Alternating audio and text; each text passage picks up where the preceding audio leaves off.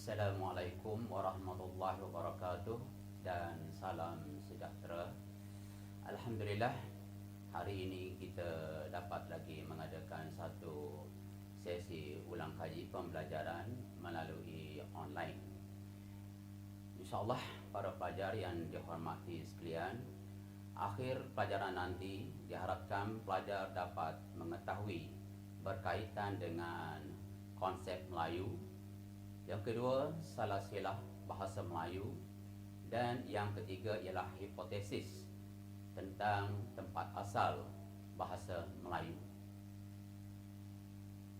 Baiklah, kita pergi kepada bahagian definisi awal istilah Melayu. Jadi, istilah Melayu ini yang paling awal berkaitan dengan konsep kerajaan atau kawasan. Kita cuba perhatikan pendapat beberapa ahli sejarah masa lampau yang pernah menulis.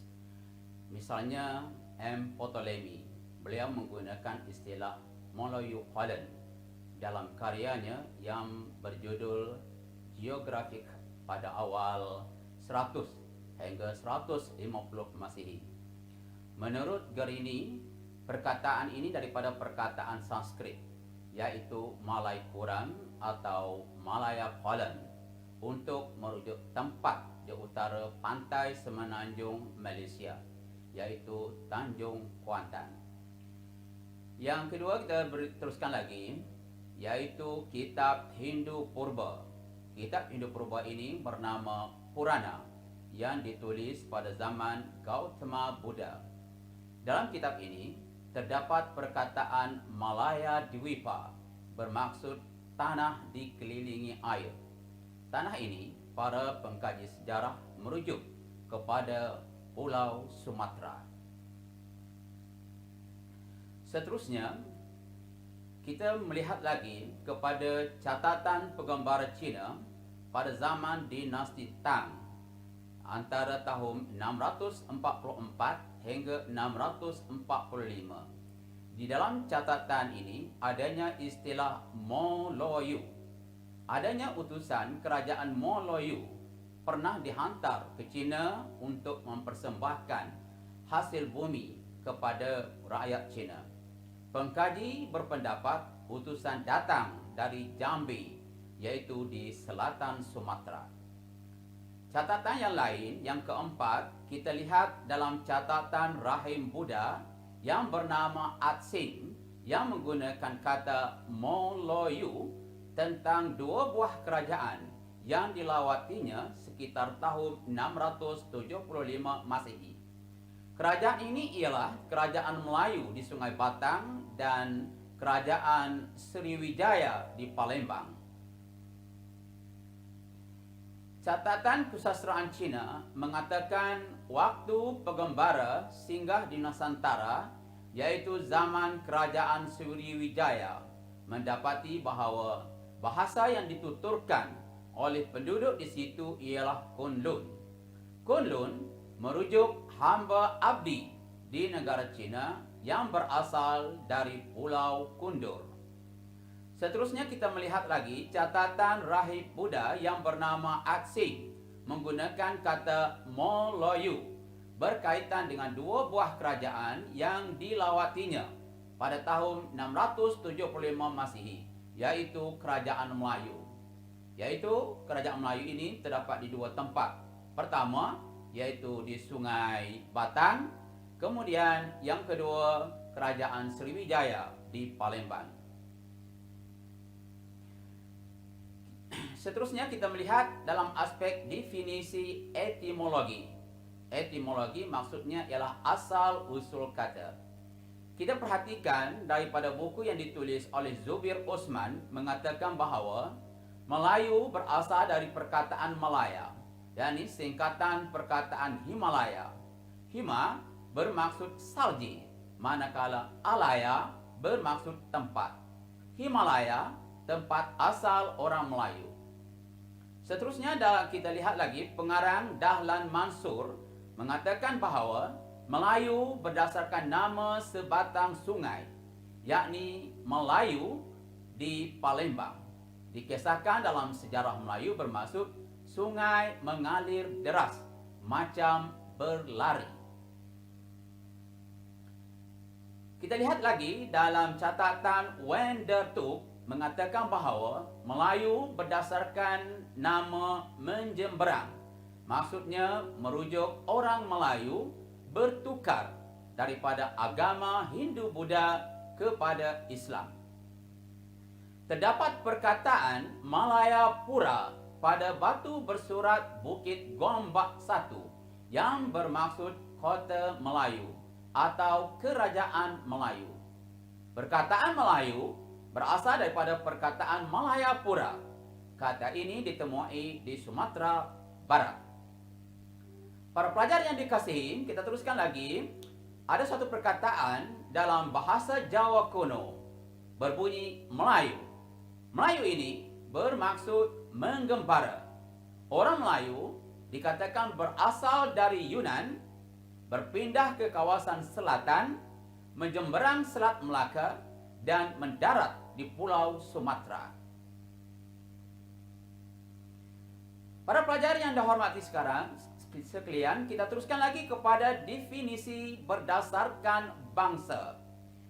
Kalau kita lihat kepada definisi berdasarkan bangsa, tertubuhnya Kerajaan Melayu Melaka kira-kira 1400 Masehi. Akar kata Melayu telah berubah konsep, maknanya orang yang mendiami di daerah dan bahasa yang digunakan. Penghuni awal orang-orang Melayu di Nusantara ini terdiri daripada dua golongan yang dikenali sebagai Melayu Proto dan Melayu Diotro. Seterusnya kalau kita lihat kepada kajian lain, penduduk asal di Nusantara ini ialah orang Melayu berdasarkan kepada perakuan yang telah dibuat oleh UNESCO yang memberikan pengertian Melayu merujuk suku bangsa yang mendiami di semenanjung Malaysia, Thailand, Filipina dan Madagaskar. Jadi Melayu ini merujuk kepada tempat-tempat yang lain, yaitu di Kalimantan Barat, Kalimantan Selatan, Kalimantan Timur, pantai-pantai Sumatera, Kepulauan Riau, Bangka, Banda, Belitung, Linggi, semenanjung Malaysia, pantai barat Sabah dan bahagian pertama di Kuching, Sarawak. Ada juga terdapat di Singapura, selatan Filipina, di Champa, Indochina. Manakala tempat-tempat penghijrahan orang Melayu masih boleh dilihat sampai sekarang, yaitu di Kepulauan Madagaskar, di Sri Lanka dan Afrika Selatan. Baiklah para pelajar, kita teruskan lagi kepada objektif yang kedua pembelajaran kita pada hari ini berkaitan dengan salah silah bahasa Melayu. Salah silah bahasa Melayu maksudnya ialah asal usul bahasa Melayu. Dalam bahagian ini kita boleh melihat asal bahasa Melayu itu sebenarnya dari mana. Jadi kita boleh lihat kepada usia bahasa sebagai peningkatan bahasa. Dalam bahagian ini, kajiannya ialah berkaitan dengan keturunan bahasa Melayu. Filem maksudnya ialah kelompok induk kepada bahasa Melayu. Umurnya ialah sekitar 5,000 tahun atau lebih. Rumpun iaitu kelompok bahasa 2,500 hingga 5,000 tahun. Manakala keluarga kurang daripada 2,500 tahun.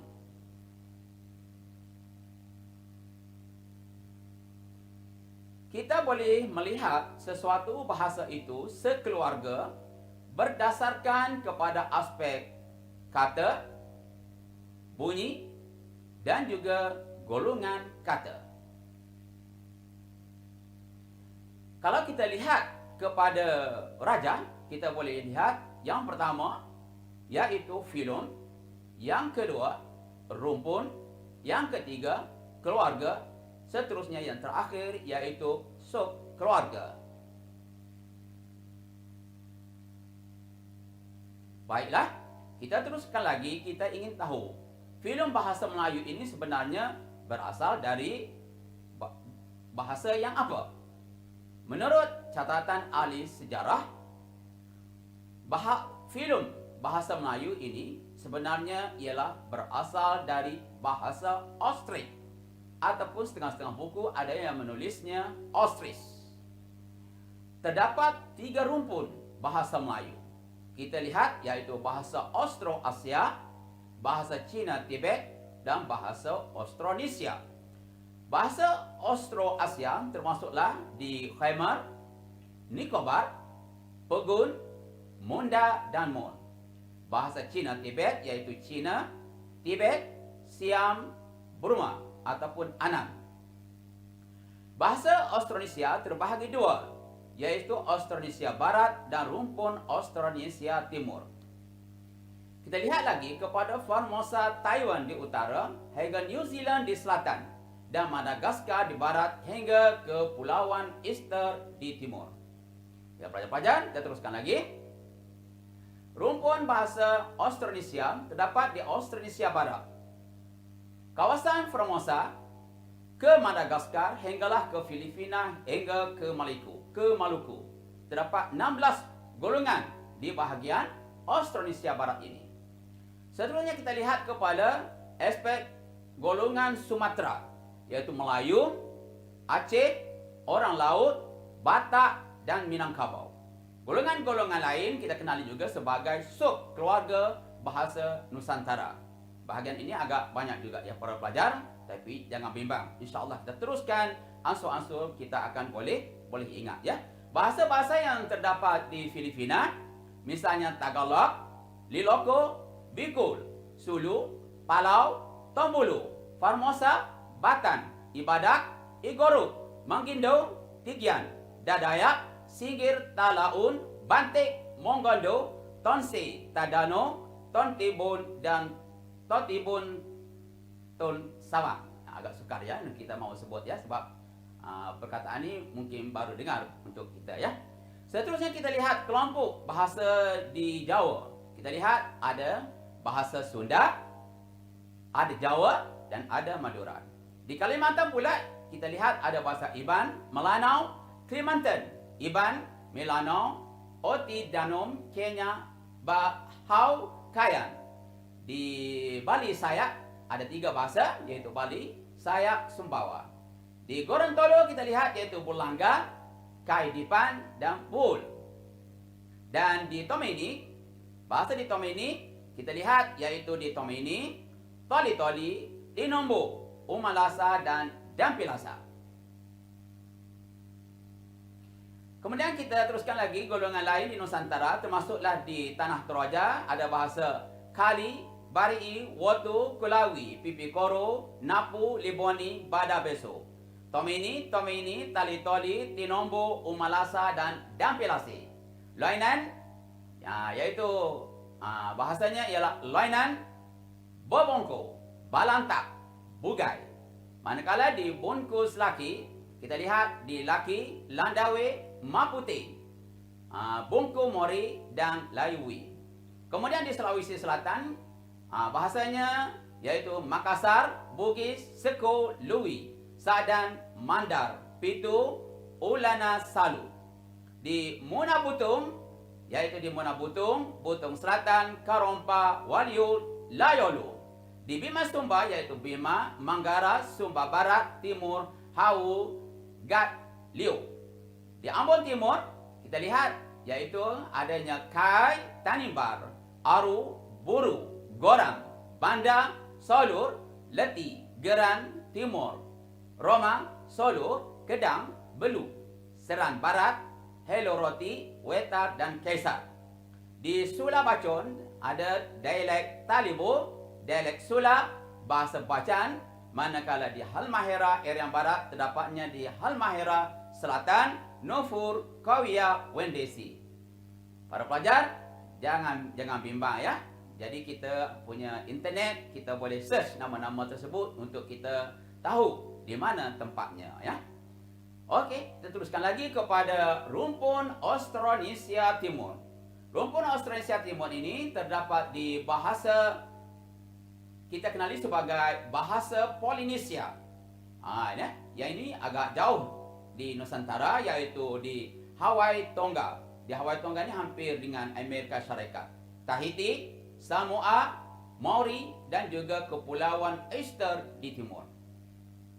Kepulauan seterusnya kita lihat lagi kepada bahasa Melanesia, yaitu Kepulauan Fiji hingga Pulau Halmahera, New Guinea, New Caledonia, dan Irian.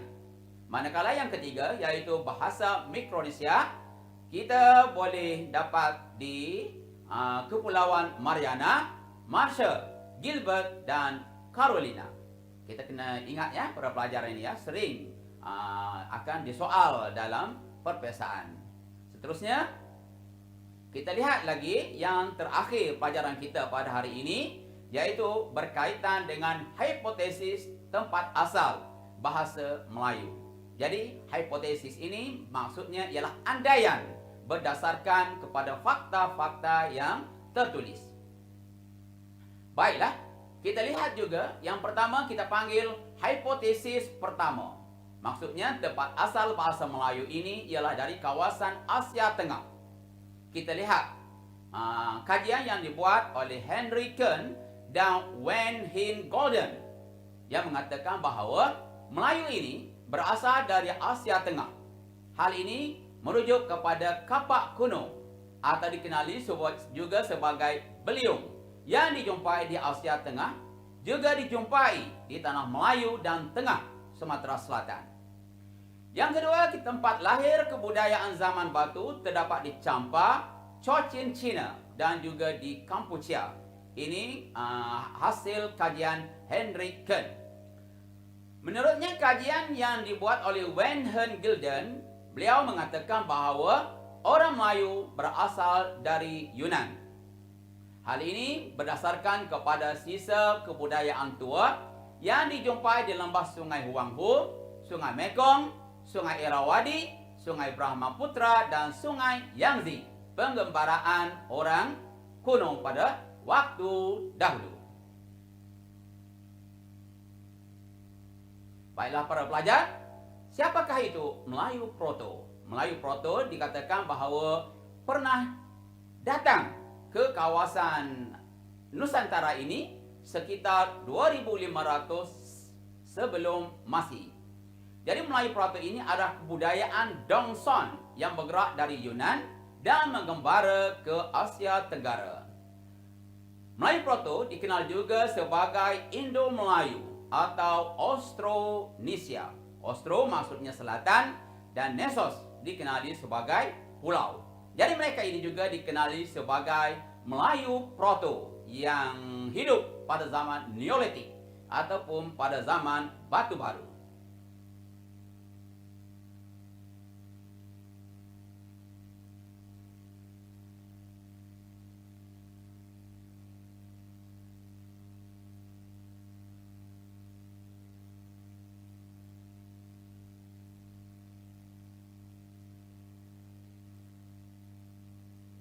Seterusnya kita lihat lagi pada zaman Melayu Deutero yang hidup sekitar 1500 sebelum Masehi. Maksudnya Melayu Deutero ini lebih muda berbanding Melayu Proto.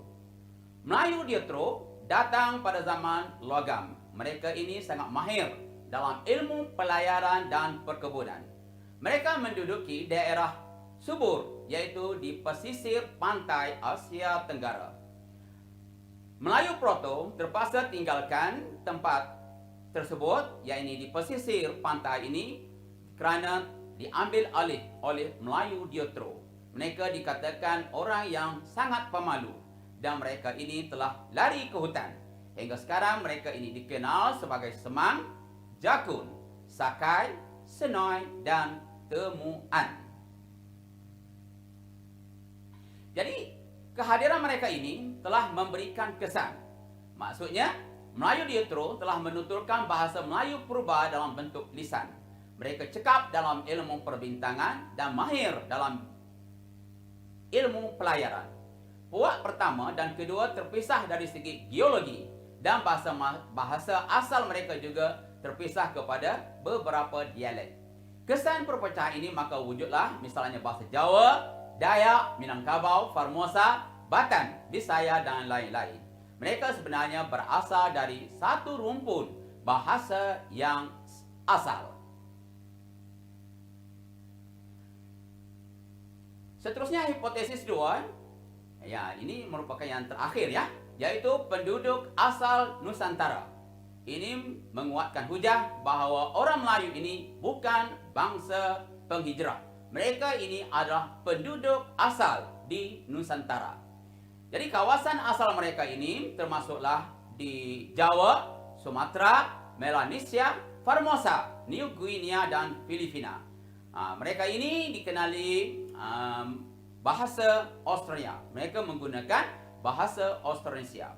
Manakala kajian yang dibuat oleh kajian Marsden menegaskan bahawa bahasa Melayu serumpun dengan bahasa Polinesia, Melanesia, Mikronesia dan induk bahasanya ialah Austronesia.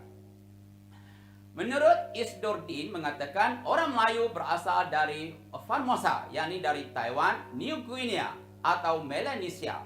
Bahasanya yaitu ada bahasa kekerabatan. Menurut kajian, pentas Saul dan pentas Sunda suatu daratan yang luas.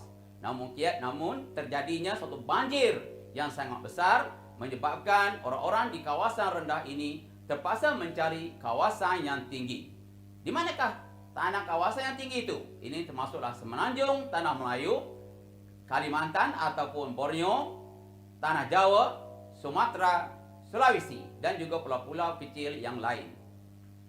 Seterusnya pada zaman pencairan glasier, yaitu kawasan rendah telah ditenggelami menyebabkan orang-orang asal telah berpindah ke kawasan yang tinggi. Dan yang terakhir berdasarkan kepada ilmu arkeologi yang menegaskan bahawa manusia Jawa berumur 2 juta tahun dahulu.